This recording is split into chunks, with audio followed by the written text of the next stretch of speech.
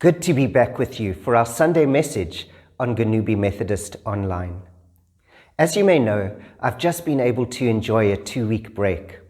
And one of the things I did during that time was to figure out how to get an old water pump I had working again so that I can pump water from my rainwater tanks. Well, I got all the parts, but when I came to fit them, I couldn't get an old fitting out of the pump. Try as I might, I didn't have the tools to do it. So I went to my friend, Gary, who had the right tools, and he removed the part effortlessly. Now, once I had everything connected, I switched on the pump, but try as I might, it buzzed a bit, but it wouldn't pump any water. And I'd reached the end of my abilities to get it working. And so I phoned my friend Trevor, who knew exactly what to do. And I'm pleased to be able to report that the pump is now working perfectly and supplying the water I need. Our passage for today comes from the Gospel of John, chapter 6, and verses 1 through 21. May the Lord bless His word to our lives. Oftentimes, we reach the end of our own resources or abilities, and then we need help. Sometimes we need professional help, like doctors for our bodies, or accountants for our taxes, or mechanics for our cars. But then there are also those times where we need resources that are beyond any human ability. Our passage starts with Jesus going up a mountainside to spend some time with his disciples. But news about his ability to do miracles, acts beyond any human ability, had spread like wildfire, and the crowds just kept chasing Jesus down.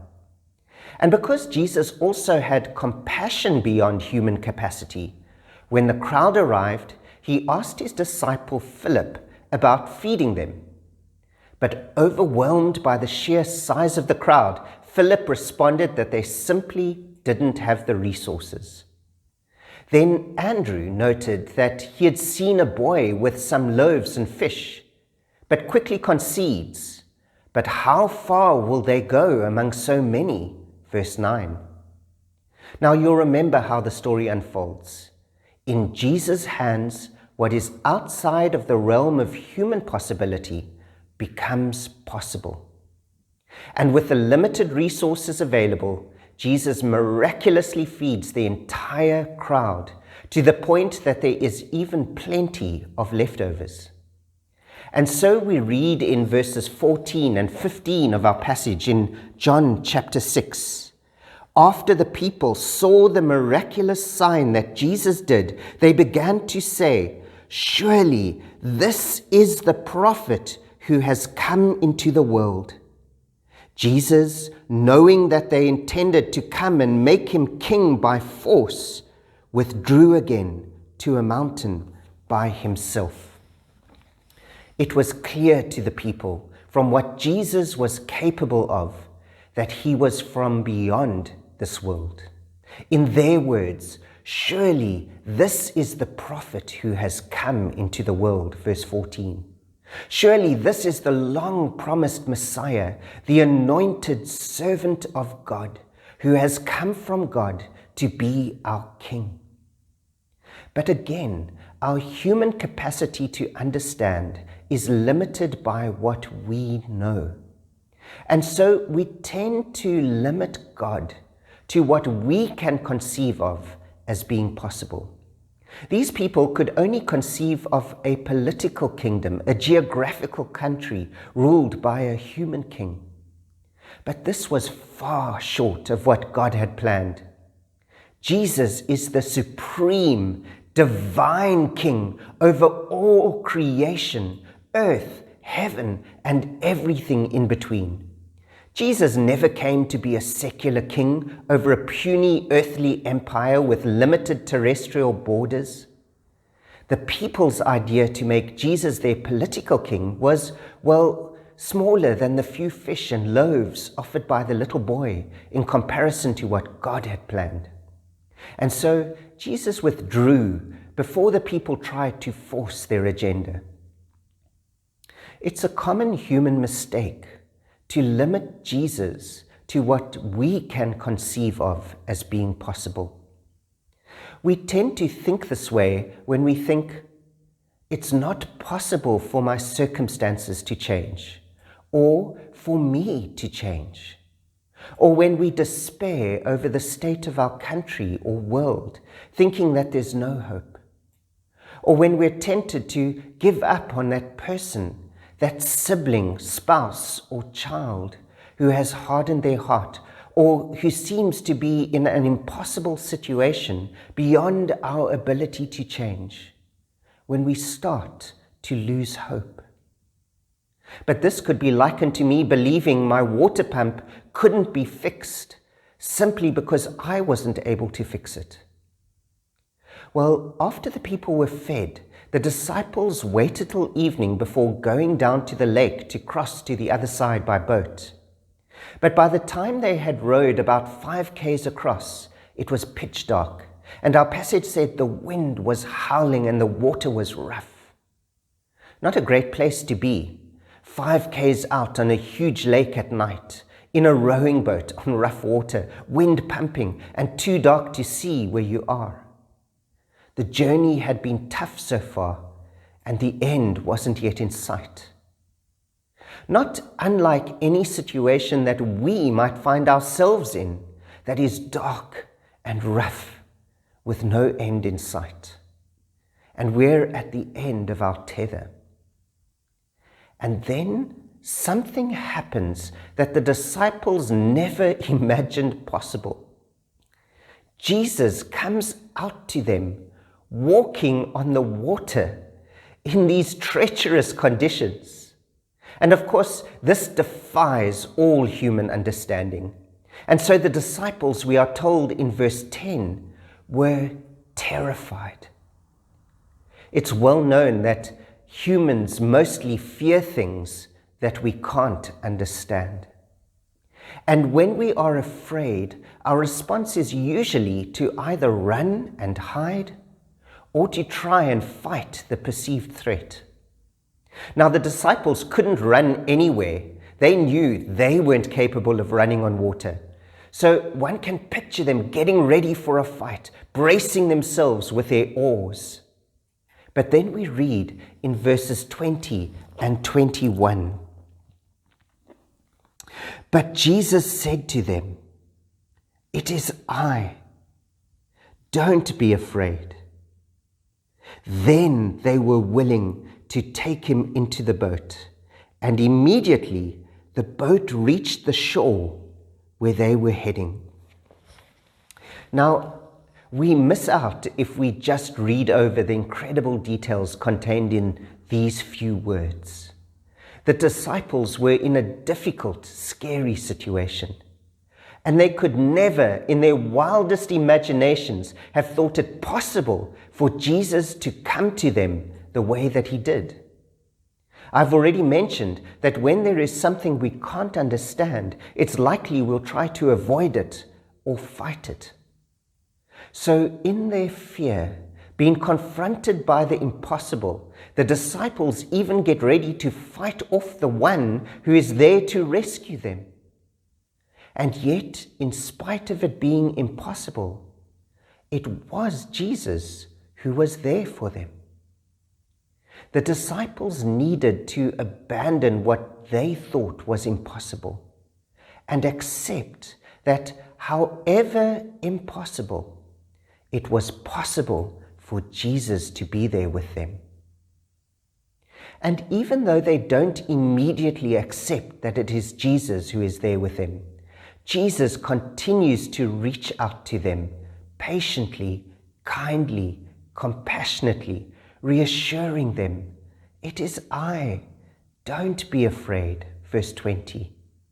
In fact, only once the disciples had accepted that it was possible for it to be Jesus there with them, verse 21 tells us, then they were willing to take him into the boat.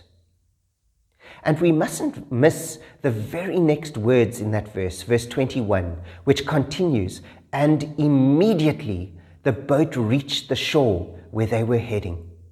Miraculously, impossibly, the moment they let Jesus into the boat, immediately, our passage says, the boat reached the safety of the shore.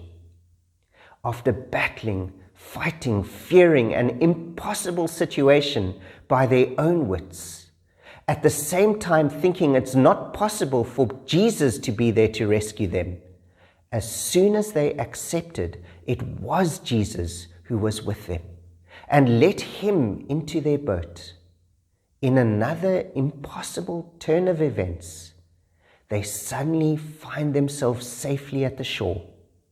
Their ordeal was over. Now, when I got stuck with my water pump, it was quite an easy decision to seek help rather than lose hope, because I had a good idea that my friends would be able to fix it. But had I decided that it would be impossible to fix this pump, like so many of our circumstances seem to us to be impossible to do anything about, then I would have given up and still be stuck without a pump. But what happens when we truly accept that anything is possible for Jesus? Like when he fed a crowd of over 5,000 out of one child's packed lunch, or when he walked on water, or when he healed the sick, or when he raised the dead. What happens when we accept that Jesus has come to us from heaven by miraculous birth of the Holy Spirit into the dark tempest of our sin-broken world to come and rescue us? When we reach beyond what's humanly possible and accept that Jesus' death and resurrection has forgiven all our sin and made us completely right with God forever, and that if we let Jesus into the boat of our lives, he will also miraculously come to be in us by his Holy Spirit, never leaving us, not even in our darkest, most dreadful moments, to bring us safely to the other side. Then I don't give up on life and lose hope. Neither do I continue to rely on my own wits while getting nowhere fast, continually fearing, fighting, and running. Every one of us has our limits, and our human limitations do put some things beyond our limits, into the realm of the impossible. For example, it's not possible for us to be immune to the brokenness of our world or to the reality of death. But just because certain things are beyond our limits, whether the circumstances of life or the realities of death, there is absolutely no need for us to give up in despair, because God, who has no limitations whatsoever, has come to our rescue in Jesus.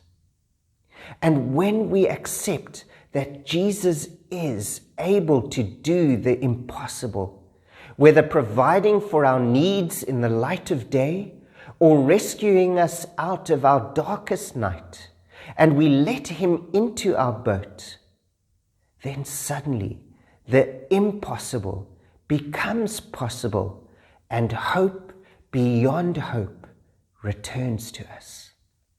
The Apostle Paul, while unjustly locked up in prison, wrote, "I can do everything through Christ who gives me strength." Philippians 4 and verse 13. And to his fellow believers, he also wrote, "I pray that Christ may dwell in your hearts through faith. Now to him who is able to do immeasurably more than all we can ask or imagine, according to his power that is at work within us, to him be the glory forever. Ephesians 3, verses 16 through 21. When we look beyond what is humanly possible and in faith let Jesus into the boat of all of our life, when we open our hearts to believe in the God who comes to us in Jesus and offers us his personal presence, his love, his lordship, his rescue, his power, and his grace.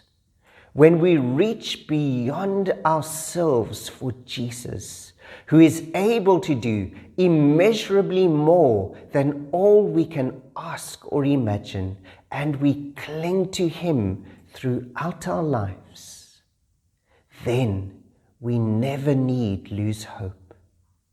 For then we will know the Christ of all compassion, the Christ who is present with us, the Christ who loved us and gave himself up for us, the Christ who is able to do absolutely anything and everything according to his God-sized plan.